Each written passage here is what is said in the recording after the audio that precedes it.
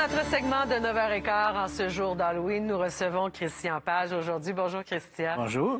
31 octobre. On peut écouter un film d'horreur, on peut jouer à Ouija, on peut se faire un peu peur, se donner des frissons. Et c'est l'occasion d'avoir des discussions sur des lieux hantés qu'on a ici au Québec. Mais d'abord, on va placer tout ça, là, l'Halloween. Pendant 24 heures, on va croire que les fantômes existent. Oui, c'est ça. On va se faire plaisir, on va croire que les fantômes existent. Beaucoup de gens se posent la question d'où vient la fête de l'Halloween. Hein? En fait, c'est la combinaison de plusieurs fêtes païennes. Mais la plus importante, c'était la fête de Samhain qui se tenait dans le nord de l'Europe, au Moyen Âge. Hein? Bon, on parle des pays celtiques, on parle de l'Angleterre, le nord de la France, l'Irlande, tout ça. Et à ce moment-là, donc, eux, selon un calendrier lunaire, la fête de Samhain tombait généralement le 31 octobre ou le 1er novembre. Et durant les grandes campagnes d'évangélisation au 8e siècle, on n'aimait pas beaucoup de voir que les gens s'adonnaient à des fêtes païennes. Donc, le pape Grégoire III a décidé de déplacer la fête de la Toussaint, que l'on fêtait généralement au printemps, de l'amener le 1er novembre. En se disant, si les gens fêtent la Toussaint le 1er novembre, on va oublier la fête de Samhain, puis éventuellement, elle va disparaître. Mais ça n'a pas fonctionné. D'où le nom, d'ailleurs, de l'Halloween, qui vient d'un vieux mot anglais qui veut dire All Hallow Eve, la veille de la fête de la Toussaint. Donc, la fête est fêtée le 31 octobre, la veille de la Toussaint. Et le rituel, à l'époque, lorsque les Celtes fêtaient la fête de Samhain, on se réunissait, on donnait des offrandes à Samhain. Donc, d'où un peu l'idée de passer de porte en porte pour avoir des offrandes. Quoique cette tradition-là va surtout se développer dans le 19e siècle en Angleterre, où des gens pauvres profitent de cette fête de l'Halloween pour aller de maison en maison, pour aller chercher des denrées. Donc, grosso modo, plusieurs fêtes païennes réunies, et avec toujours cet objectif, durant les grandes périodes d'évangélisation, de passer le rouleau compresseur sur les fêtes païennes, et la fête de Samhain nous est quand même restée sous le nom de l'Halloween. Oui, mais il y a toujours aussi autour de cette fête, la fête des morts, honorer aussi peut-être ceux qui sont passés dans l'autre monde, et la peur qu'on a par rapport. Oui, en fait, les rituels de la fête des morts, il faut savoir que c'est aussi vieux que l'humanité existe. Même dans la préhistoire, on voit qu'on avait des rituels funéraires, on enterrait des gens avec des objets qui leur avaient été chers de leur vivant, parce qu'on croyait que dans cet au-delà, ils apporteraient avec eux des objets. Et évidemment, il ne fallait pas froisser les gens qu'on envoyait dans l'au-delà parce qu'ils pouvaient venir troubler notre quiétude. D'où le fait de tous ces rituels et cérémonies religieuses et du respect de l'esprit des ancêtres, qui faisait partie de la culture. Et par exemple, dans la Grèce antique, l'Égypte antique, on voit énormément se développer cette culture du rituel d'après-mort. Si alors là, tu parles de ceux qui peuvent revenir nous hanter. Le peuvent-ils? Le peuvent-ils? Mais le peuvent-ils? Il y a des endroits au Québec qu'on dit habiter, hanter. Lesquels sont les plus célèbres? C'est vrai, j'aurais pu te choisir parce que ça fait 45 ans que je m'intéresse à ces sujets-là. J'ai visité de nombreuses maisons privées où les gens rapportaient des phénomènes paranormaux.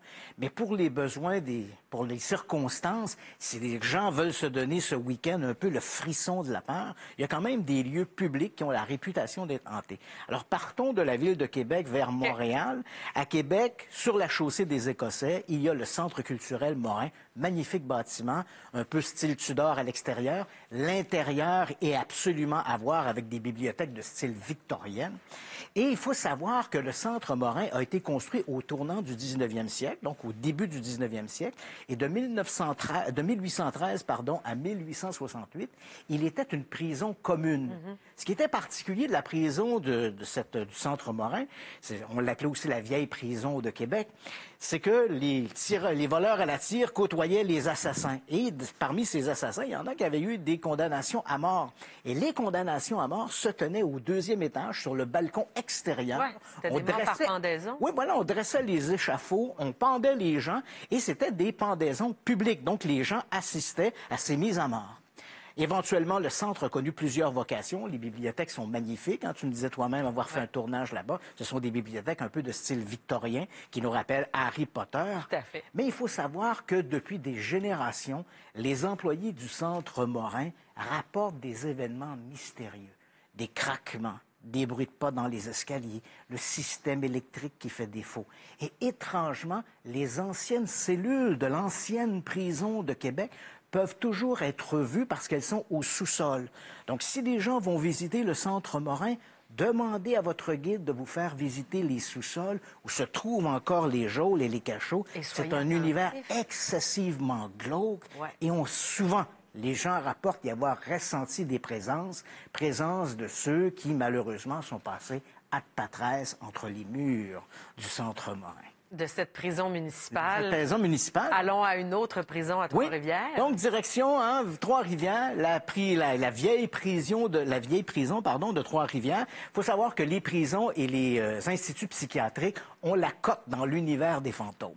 Pourquoi? Parce que ce sont des lieux qui sont chargés d'émotions et on croit que ces lieux-là serviraient à retenir ces âmes errantes. Donc, la grande prison de Trois-Rivières a été construite un peu comme le Centre Morin au tournant du 19e siècle. De 1822 à 1986, la prison a été effective. Et ce qui est extraordinaire dans cette histoire-là, c'est que les geôles qui étaient là en fonction au 19e siècle étaient les mêmes qu'occupaient les prisonniers dans les années 50. Les conditions de détention étaient tout à fait épouvantable. Aujourd'hui, la vieille prison de Trois-Rivières est devenue un centre d'interprétation de la vie carcérale. Et là encore, depuis des générations, on raconte que la vieille prison de Trois-Rivières serait le théâtre de manifestations extraordinaires. Donc, des employés, des guides, des surveillants racontent avoir entendu parfois la nuit des locks de prison, des portes de prison claquées. Ils ont vu les systèmes électriques faire défaut. Ils ont senti des présences. Même certains m'ont raconté avoir eu des touchés. Parce qu'il faut savoir que dans la vieille prison de Trois-Rivières, des gens avaient été condamnés à de longues peines et sont décédés dans ces lieux. Ces lieux, encore une fois, un peu comme la vieille prison de Québec, des lieux chargés d'émotions. Puis qu'est-ce qui se passe dans une maison de Vaudreuil, pas trop loin de Montréal? Non, on est juste à la sortie de Montréal, direction Ottawa, Vaudreuil-Dorion, la maison Treschler. C'est une parfaite histoire. Belle, cette maison-là? Oui, c'est une parfaite histoire de fantômes. Donc, il faut savoir qu'au tournant, fin des années 1700, début des années 1800, Jean-Joseph Treschler, un commerçant, décide d'acheter ce terrain. Il y a déjà des petits bâtiments. Il y fait construire un magasin général. Il va ensuite s'adonner au trafic de fourrure et il va faire fortune dans cet univers-là. Mais tout n'est pas parfait dans la famille Treschler. Deux des filles Treschler, et notamment sa préférée, Catherine, décident de marier un roturier contre l'avis de son père, qui lui avait déjà désigné un jeune homme bien nanti. Alors, évidemment, au décès du père Treschler, en 1813, il décide de déshériter sa fille. Toute la fortune de Treschler va à sa deuxième femme, sa deuxième épouse en deuxième noces. Il s'agit de Marianne Curtius. C'est elle qui va hériter de la fortune de Treschler. À ce moment-là, Catherine et sa sœur, qui ont marié toutes deux des roturiers, vivent de façon misérable, pauvrement. Et puis, à la mort de la veuve Treschler, en 1851, c'est une parfaite histoire de fantôme, ça. En 1851, à la mort de la veuve Treschler, Catherine, elle lègue tous ses biens à son fils. Catherine Treschler, déshéritée depuis 30 ans, se dit « c'est la goutte qui fait déborder le vase ». Ça suffit, je veux mon argent. Voilà, elle fait un procès à la veuve Treschler, un procès qu'elle gagne. Et elle va hériter de l'immense domaine Treschler, un domaine seigneurial, qui va devenir sa dernière maison. Elle va y décéder en 1968, mais ne la quittera jamais. Donc, on continue. Vous me l'avez enlevée, mais vous ne me la reprendrez pas. Aujourd'hui, la maison Treschler, ce qui est fascinant, c'est qu'elle est devenue un centre culturel.